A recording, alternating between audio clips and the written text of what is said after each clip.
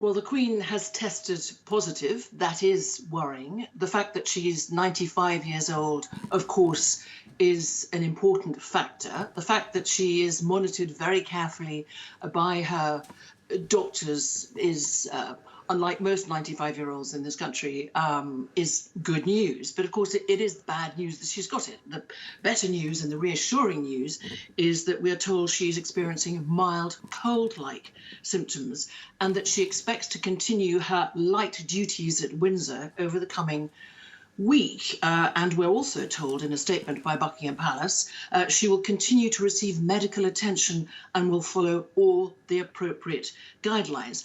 Well, of course, there has been concern that she would test positive, but there's also been concern that we wouldn't be told if she tested positive, because what had been invoked is the fact that she's entitled, the head of state is entitled to a private life and the secret of the medical doctors. But in fact, we have been told this important news. It is headline news, as you would expect it to be. The Queen held in huge affection, not just here in the UK or throughout the Commonwealth, but throughout the world.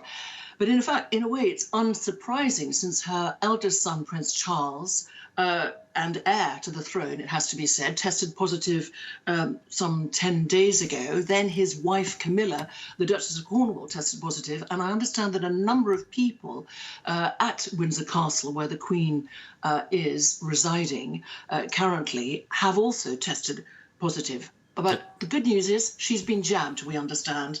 So that is important protection for her. Yeah, so worrying, but, we have to keep it in perspective. Tell us, Benedict, this does come at a very special time for the Queen. It does. It's an extremely special and indeed unprecedented year for the Queen, since she is the longest reigning monarch. She's reached the Platinum Jubilee of 70 years. She did that on the 6th of February, an extraordinary milestone, unprecedented. Big celebrations that will be held and planned in June, which is her official birthday. It has to be said that she has been carrying out just light duties over the last 3 months. Remember, she had been taken to hospital, unbeknownst to most of us, until a leak by a British tabloid. So there was concern that there may be underlying medical problems there. We were never told why she spent a night in hospital back in autumn and missed meeting up with world leaders, you'll remember, at COP26 in Glasgow.